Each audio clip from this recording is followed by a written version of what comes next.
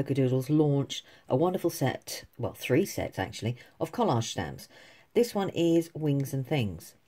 Now, I've had a couple of messages sent to me asking me about my colour choices and what I did and what I didn't do. And I thought the simplest thing is, rather than discuss my colour choices, I thought we'd actually look at the colour choices you're given within the stamps. So you get the stamps, and this is a big stamp. Let's get a ruler. Oh, I thought I was... And this is from top to toe roughly 19 centimetres by 9 centimetres. So it is near enough the perfect size for a DL card or even an A5 card. So it is an absolutely perfect size for that. Now, Nikki, when she does all her stamps, will always give you some ideas of colouring. So we've got a real vibrant mix of colours. I'm going to bring it up if I can, as you can see there. So we've got purples, we've got yellows, pinks, greens here. We've got tinges of blue. And these, if you're not sure about where to start colouring, is worth using as a reference point. So I thought that's exactly what we'd do. We'd use this as a reference point and we'd colour. And I'm going to use Aqua Flows from Nuvo because they're quicker to colour with. But you could easily recreate this with your pencils, with your alcohol markers. The choice is totally yours. So I thought today we would do with Aqua Flows. So I thought we'd use this and see how we get along and then turn it into a card. So I've stamped the image and I've stamped with my VersaFine. You could use a black hybrid ink. It doesn't matter, as long as it's an ink that will work with watercolour. I'm stamping onto smooth watercolour card because I find you've got a little bit more play with the colours that way. So let's get started.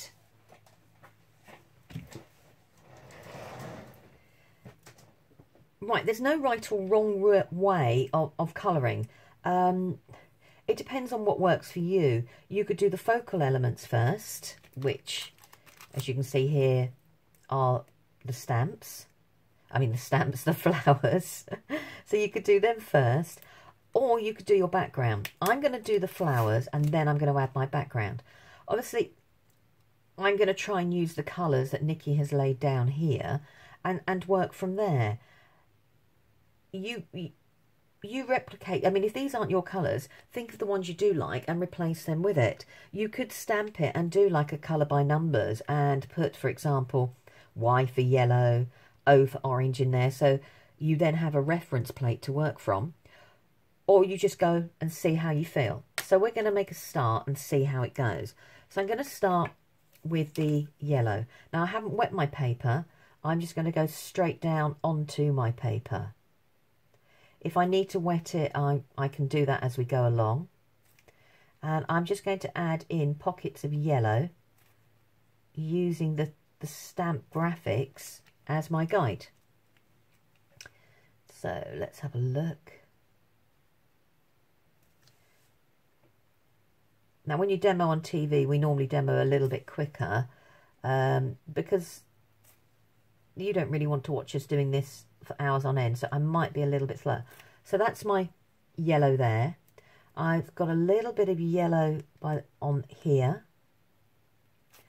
and then I've got some yellow on the leaf and going underneath the leaf as well.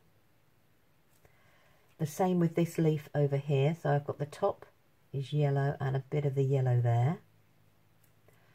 I've got that bubble there is yellow. So I'm going to do that. And that looks, oh no, there's a little bit of yellow there. And that looks like it for the bulk of the yellow. I mean, obviously I'm going to come back and forth with it and see from there.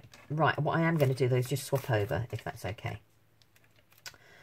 Now, going to do the purple bits next. Now, the purple on the Nuvo Aqua is a really vibrant purple. So I'm just going to put some on my mat and I will pick it up with my paintbrush. So I can just go down slightly lighter and then I can always add more to it.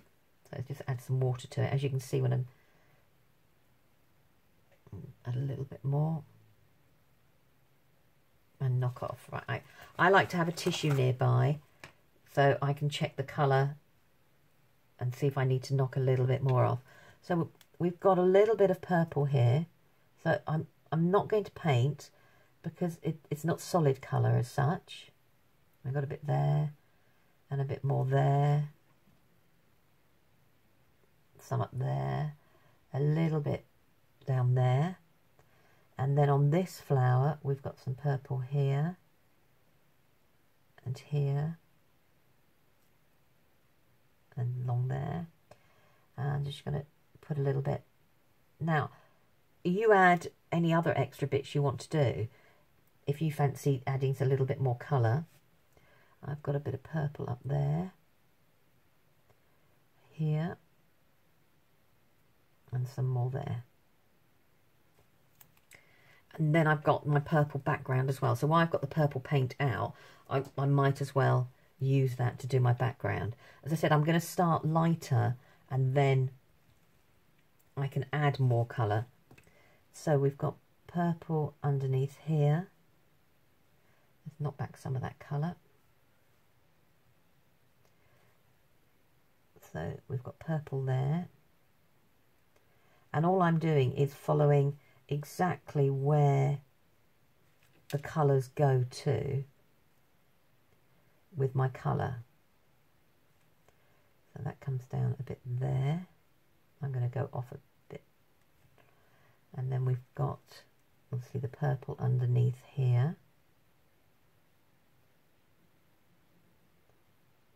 There are other colour tones in there. I can see a little bit more of yellow. I can see a little bit of the pink, which we can add.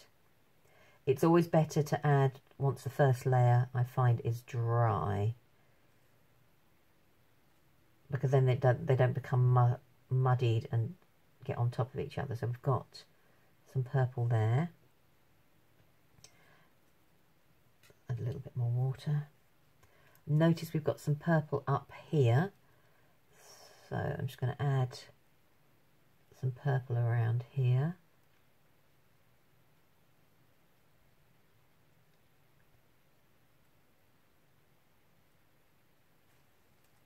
And that's the purple. Obviously I can come back to it and I can always add some more in there. I'm just going to move that out of the way.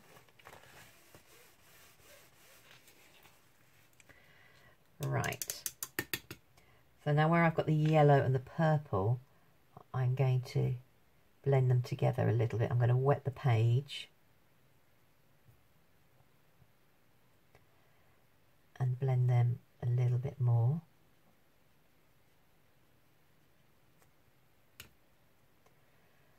Don't forget, I can always go over this and add some more colour. So I could go back in with the yellow. Now this is white, wet. And I can add a little bit more that way. And the yellow will go into the purple a little bit more. I can take my purple and I can go a little bit darker in places with the purple. And because I've added a little water, it will now start to spread a bit more. If you're worried about it spreading too much, just get a tissue and dab it out. I'm just going to use my paintbrush.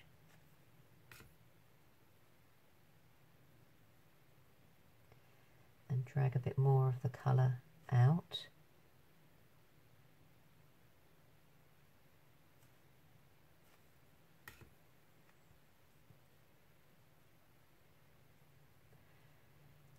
And I'm not really painting, I'm dabbing.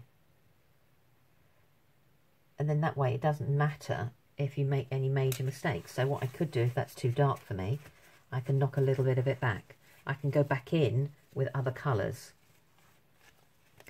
So I could go in with my brush script, which is a slightly more vibrant yellow, and add a little bit more detail.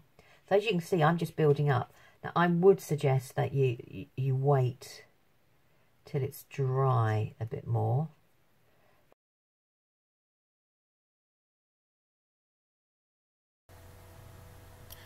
Now I've sped up this little part of the video because I'm just doing as I did before.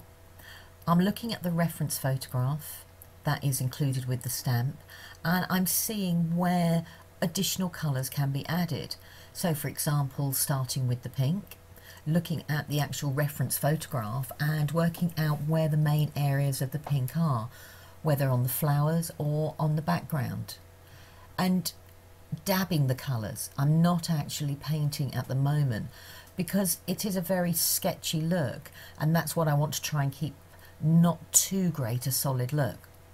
After the pinks, I'll look at any other major colours I can see. The blue, there is a couple of pockets of blue that pop out, so I'll add the actual blue to it as well. I'm going to then add green. Now for the green, I noticed on the packaging that there was yellow undertones, so I'd start by adding the yellow, and then I would put green on top and merge the two together. Once I'm happy with that, I'm going to then look at the background again as a whole. Is there areas I can add, i.e. more yellow? Do I need to bring an additional colour in? Do I need to add more depth of colour into certain areas? And that is all I am doing during this process. And I keep referring back to the picture, and I keep adding more colour to where I think it should be, and blending out as best as I can to make the image seem more cohesive. Now at this point you might find there's certain colours that don't appeal to you, and you can make them slightly muter by adding more water and bleaching out, and dab away using a towel or a kitchen towel, whatever you prefer to use, or go ahead and add more of another colour that you want to pop in certain areas.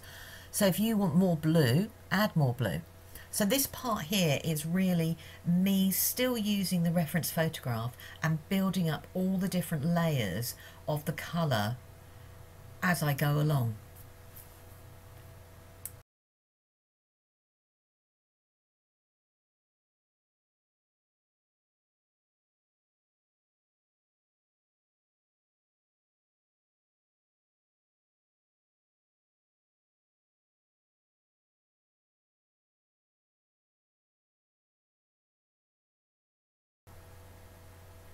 Again, I'm going to speed up this process, and all I've done is, once I'm happy that everything is dry, I've now brought in some watercolour pencils, and I'm using the Nuvo watercolour because I know the colours match with the Aqua flows, and that's the main reason.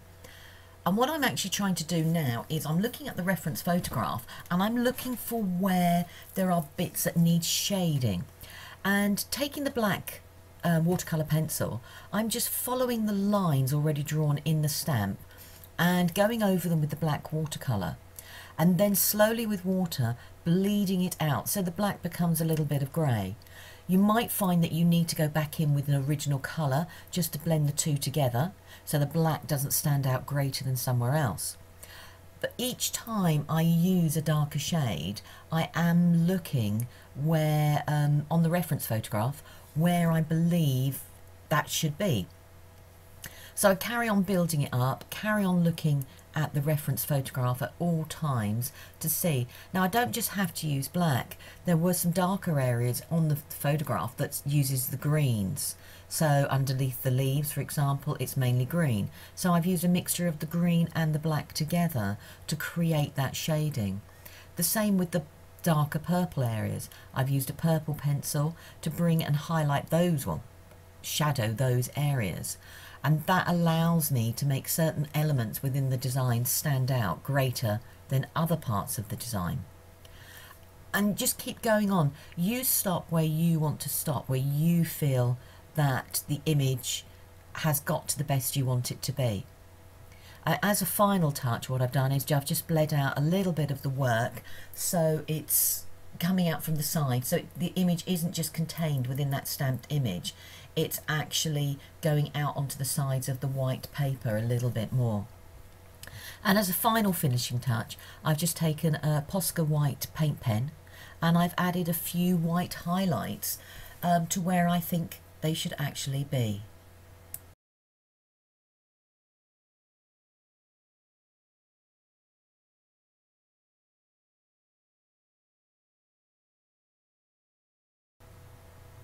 Now on to the final bit. Again, I'm speeding up this process, and all I've done is I've stamped out some smaller elements from the butterfly and flower set, cut them out and coloured them to match the background. So basically the same colours as in the background. I've die cut the Happy from the Happy Birthday die set, also from Polkadoodles, in both white and black, and I'm going to layer one on top of the other, so the black becomes my shadow. Using some sentiments from the Daisy Friend set, I've stamped out a Happy and a Birthday and cut them out. So my goal is that it'll be Happy Happy Birthday, and I'm going to layer all these elements onto my card front. So everything merges and works together beautifully, but the background is still a focal point, not the additional elements that I've put on. Well, I hope you've enjoyed the video, and I'd love to see what you have done with the collage stamp, so please do show us what you do. I'll link everything that I've used within the video underneath here, and also I will link it into my blog as well. So leave a comment here or pop over to the blog and leave a comment there. Thank you for watching, and I look forward to seeing you again soon.